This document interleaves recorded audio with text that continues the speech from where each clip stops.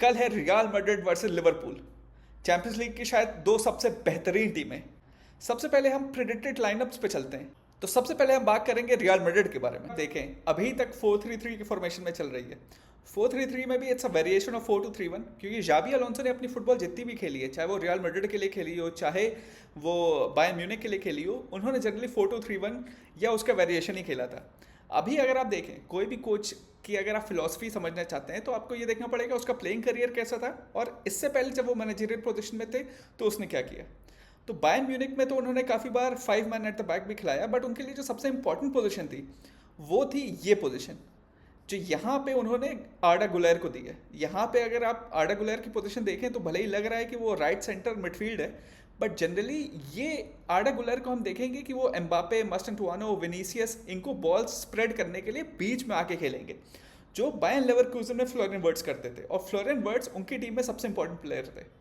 इसीलिए मुझे लगता है कि कल का मैच इस पे बहुत हिंज करेगा कि गुलेर कैसे खेलते हैं, क्योंकि Guler like weights is brilliant technically but is a little light weight. हम देख रहे हैं फ्लोरियन वर्ड्स प्रीमियर लीग की टीम्स के अगेंस्ट कैसे स्ट्रगल कर रहे हैं, और लिवरपूल अगर उसी से क्यू लेती है और सोचती है कि जैसे ही गुलेर के पास बॉल आती है हम उन्हें कैसे हाउंड कर सकते हैं। आपको शोबसलाय, मैकेलिस्टर, ग्रैंडबर्च को क्लियर इंस्ट्रक्शन देना है कि गुलेर को सर उठाने का मौका ना दें।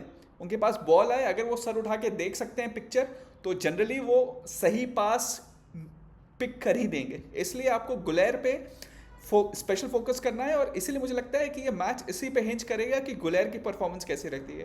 क्योंकि भले ही Mbappe has been scoring the goals और he has been taking the plaudits and rightfully so, but इस टीम में जो रियल मैड्रिड की जो टीम शाबी अलोंसो बना रहे हैं उसमें गुलेर की पोजीशन बहुत इंपॉर्टेंट है। इसलिए हम देख भी रहे हैं कि गुलेर हर मैच खेल रहे हैं, ऑलमोस्ट हर मैच में उनका कोई ना कोई असिस्ट हो रहा है। क्योंकि आपको उनकी बायर्न लेवरकुसेन की ही टीम देखनी है ये समझने के लिए कि कितना हाईली रेट करते हैं वो ये अटैकिंग मिडफील्ड की जो पोजीशन है उसे जाबी अलोंसो। साथ ही साथ बेलिंगम वापस आए हैं, बहुत अच्छे फॉर्म में लग रहे हैं। ऐसा लग ही नहीं रहा है कि इंजरी से वापस आए हैं। चौमेनी, जो पिछले 2-3 सीजन से मुझे लग रहा था as a centre defensive midfielder शायद इतना अच्छा नहीं खेल रहा है, और शायद पोजिशनली अभी भी इतने अच्छे नहीं है, but he has been looking really really strong physically. Running power बहुत अच्छी दिख रही है। पीछे अगर हम आते हैं तो मेरे ख्याल से अगर अगर शाबी अलोंसो को ये लगता है कि गुलेर इस मैच में थोड़ा लाइट वेट हो सकते हैं, तो ये भी हो सकता है कि वी माइट सी कि बेलिंगम वो रोल करें जो अभी तक गुलेर कर रहे थे, और वेलवर्डे आगे शिफ्ट हो जाते हैं। क्योंकि मेरे ख्याल से वो भी समझते हैं, मेरे ख्याल से लिवरपूल को जाबी अलोंसो से अच्छा कौन ही समझता होगा, इतने साल उन्होंने वहाँ पे बिताए हैं। तो वो ये जानते हैं कि लिवरपूल हमेशा intensity, at least in Champions League nights, बहुत ही इंटेंसिटी के साथ आती है। तो अगर वेलवर्डे को आगे भेजते हैं और यहाँ पे ट्रेंट अलेक्जेंडर आर्नोल्ड, जो उनके लिए मेरे ख्याल से तुरुप का इक्का हो सकते हैं, वो भी लिवरपूल में बहुत साल खेल रहे हैं, sir Liverpool legend after all. और अगर अगर शाबी अलोंसो ट्रेंट अलेक्जेंडर आर्नोल्ड को अनलीश कर पाते हैं, तो मेरे ख्याल से जो सबसे ज़्यादा फायदा होगा वो मास्टेंटुआनो को होगा। क्योंकि हम देख रहे हैं कि साला का फॉर्म भी कैसे डिप किया है ट्रेंट अलेक्जेंडर आर्नोल्ड के जाने के बाद। क्योंकि ट्रेंट के पास एक यूनिक एबिलिटी है कि वो जैसे ही बॉल मिलती है वो अर्ली बॉल अपने राइट विंगर के लिए रिलीज कर सकते हैं, जो शायद वर्ल्ड फुटबॉल में उतनी अच्छी अर्ली बॉल रिलीज करने वाला कोई नहीं है। तो अगर ट्रेंट खेलते हैं और उन्हें जाबी अलोंसो ये फ्रीडम देते हैं कि भाई आप पासिंग में थोड़ा रिस्क ले सकते हैं, तो मेरे ख्याल से the person who has to be really active is Mastantuono, क्योंकि वो मेरे ख्याल से he will get a lot of chances अगर ट्रेंट वहाँ पे एक अच्छी परफॉर्मेंस दे पाते हैं। इसीलिए मुझे लगता है जो सबसे इंपॉर्टेंट पोजीशन होने वाली है रियल मैड्रिड के लिए वो ये अटैकिंग मिडफील्डर वाली होने वाली है। उस पर अगर गुलेर खेलते हैं तो उस पर रियल मैड्रिड को प्रेशर डालना चाहिए, और अगर बेलिंगम खेलते हैं तो मेरे ख्याल से सीधे सीधे आपको मैकेलिस्टर को बोलना पड़ेगा कि आप बेलिंगम को मैन मार्क करें। उसके बाद क्योंकि रियल मैड्रिड के पास जो फ्रंट थ्री हैं उसमें विनीसियस, एम्बापे दोनों ऐसे प्लेयर हैं जो बहुत जल्दी फ्रस्ट्रेट होने लगते हैं। अगर उनको बॉल नहीं मिलती है तो दे थ्रो देयर हैंड्स और बोलेंगे क्या चल रहा है, डिफेंसिवली इतने कंट्रीब्यूट नहीं करते हैं। तो अगर आप उन्हें थोड़ा साइलेंट कर पाते हैं तो it will pave the way for you to dominate. Vinicius के साथ हमने देखा कि पिछले मैच में बार्सिलोना के साथ जब सब्स्टिट्यूट हुए किस तरह से उन्होंने ऑलमोस्ट पेटिलेंट बिहेवियर, एंड इतने बड़े प्लेयर होने के बाद ये आपको शोभा नहीं देता है। तो अगर आप सप्लाई लाइन खत्म कर पाते हैं तो मोस्ट चांसेस हैं लिवरपूल के पास कि वो डोमिनेट कर पाएंगे। लाइनअप में मेरे ख्याल से बिकॉज अभी उनके काफ़ी डिफेंडर्स इंजर्ड चल रहे हैं, तो it's relates itself. Thibaut Courtois best in the world, मेरे ख्याल से उनसे अच्छा गोलकीपर नहीं है, काफ़ी बार रियल मैड्रिड को बचाते भी हैं। और आपको ये भी समझना पड़ेगा जो फॉर्मेशन है वो हर प्लेयर, हर मैनेजर अपनी एक लेगेसी लेके आता है। फॉर एग्जांपल आप जोजे मोरिन्यो की टीम 2004-2005 से देखिए, उसमें जो सबसे इंपॉर्टेंट पोजीशंस होती थी वो होती थी दो सेंटर बैक और एक स्ट्राइकर। ये तीन पोजीशन उनकी हमेशा बहुत अच्छे अच्छे प्लेयर, जो दो डिफेंडर होंगे बहुत ही हार्ड एज नेल, बहुत ही टफ डिफेंडर्स होंगे। इंटर मिलान में गए थे तो वॉल्टर सैमुअल लूसियो थे, चेल्सी में थे तो जॉन टेरी, रिकार्डो कार्वालियो थे, स्ट्राइकर वहाँ पे मिलिटाओ थे, चेल्सी में डिडियर ड्रॉग्बा थे।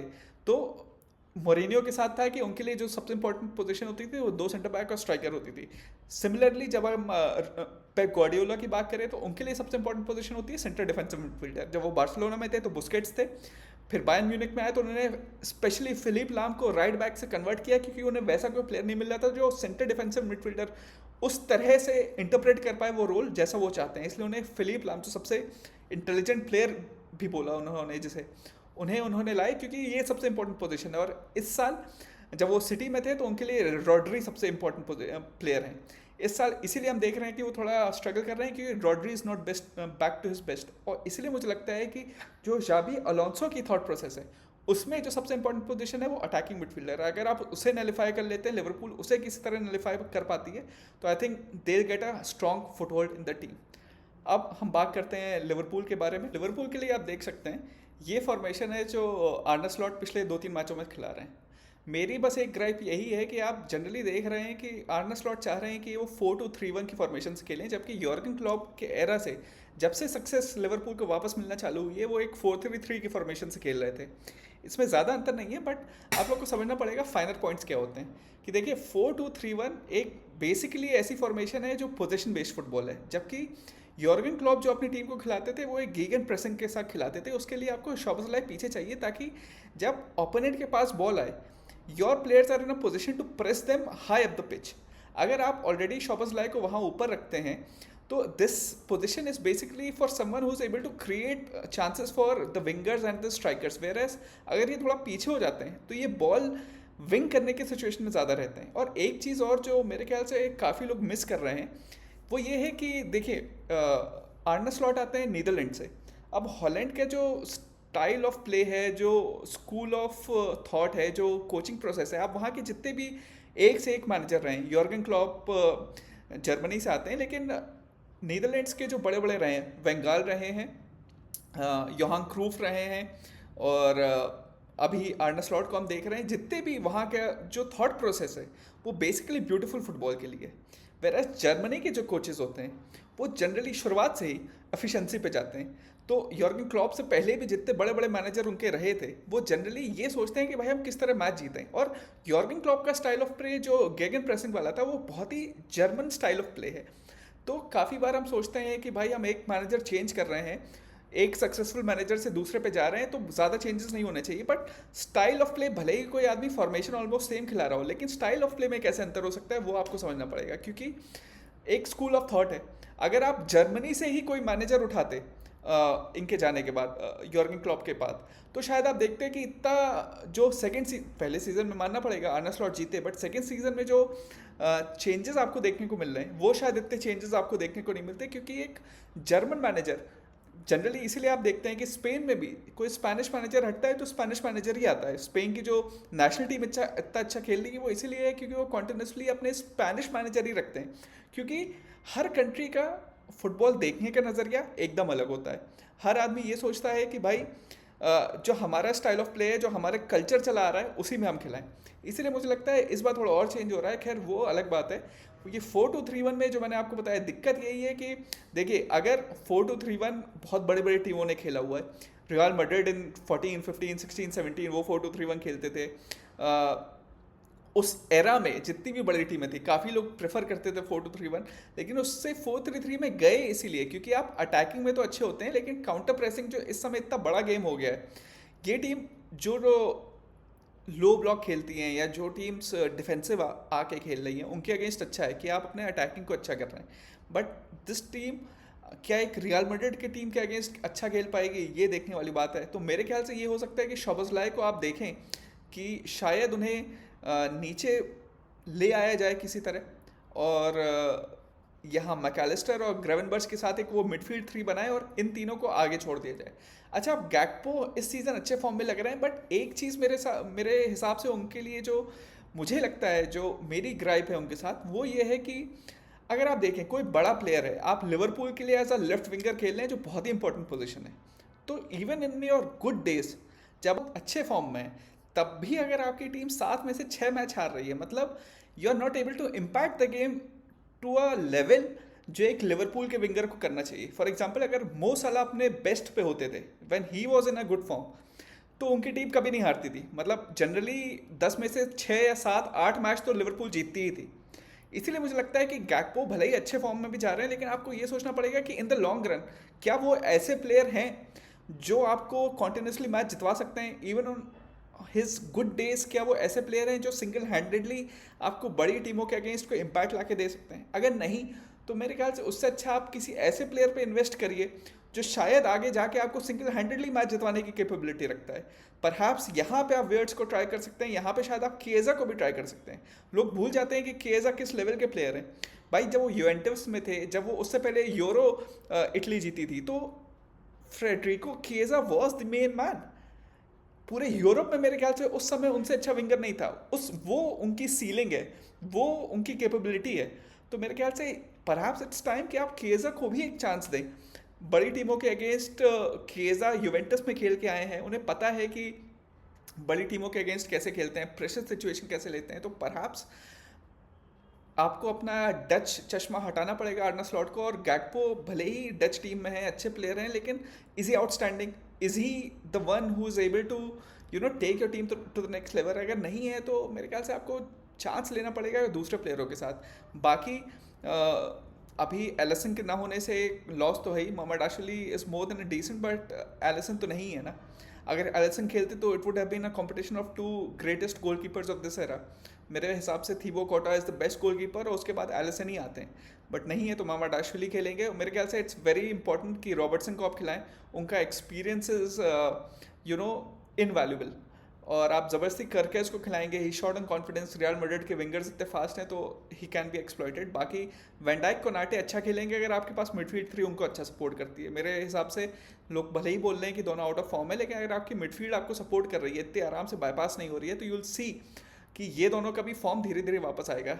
राइट बैक पे मेरे ख्याल से कॉनर ब्रैडली को ही आपको चांस देना पड़ेगा, क्योंकि थोड़ा टाइम चाहिए उन्हें। वो पिछले इतने सालों से लिवरपूल में हैं, but generally Trent Alexander Arnold he first choice थे। तो एज अ यंगस्टर अगर आपको अब चांस मिला है तो थोड़ा प्रेशर भी होता है। लिवरपूल इतनी आसान जगह नहीं है जहाँ पे आके आप कॉन्टिन्यूसली फिर से without having the game time of the past years आप इस बार स्टार्टर बने और इतना अच्छा खेलने लगे। तो थोड़ा पेशेंस लिवरपूल फैंस को भी रखना पड़ेगा।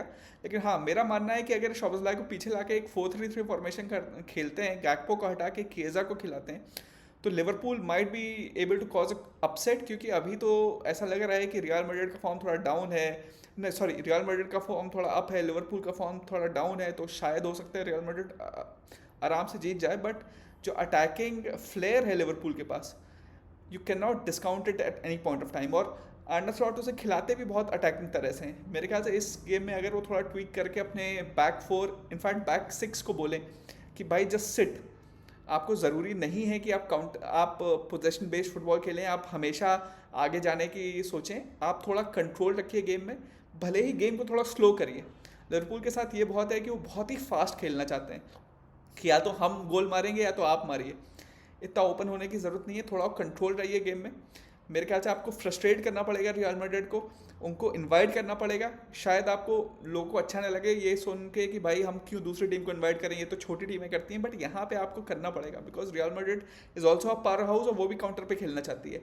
अगर आप उन्हें काउंटर में नहीं खेलने देते हैं, आप उन्हें इन्वाइट करते हैं, तो शायद उनका गेम प्ले हटे, वो फिर काउंटर पे खेल नहीं पाएंगे। वो पोजीशन रख रहे हैं तो आप उन पे इनफैक्ट आप उन पे काउंटर कर सकते हैं। तो ये मेरे ख्याल से बहुत टैक्टिकल मैच होने वाला है, बहुत ही इंटरेस्टिंग रहने वाला है। शाबी अलोंसो इतने अच्छे प्लेयर भी थे, एज अ मैनेजर आए हैं, अपने थॉट प्रोसेस लेके आए हैं। Arne Slot Dutch school of thought है, तो मेरे ख्याल से it's gonna be fascinating to see कि क्या होता है। तो आप लोग बताइए, आप लोग क्या लगता है कि कौन जीतेगा? मेरे हिसाब से तो ये मैच भले ही लोग कह रहे हैं कि रियल मैड्रिड आराम से जीतेगी, बट मुझे ऐसा लगता है कि शायद लिवरपूल धीरे धीरे कॉन्फिडेंस में आएगी और मेरे ख्याल से शायद इस मैच में ड्रॉ कराने में कामयाब रहेगी। आप लोग भी कमेंट करके बताइए क्या लगता है आपको कौन जीतेगा। Thank you.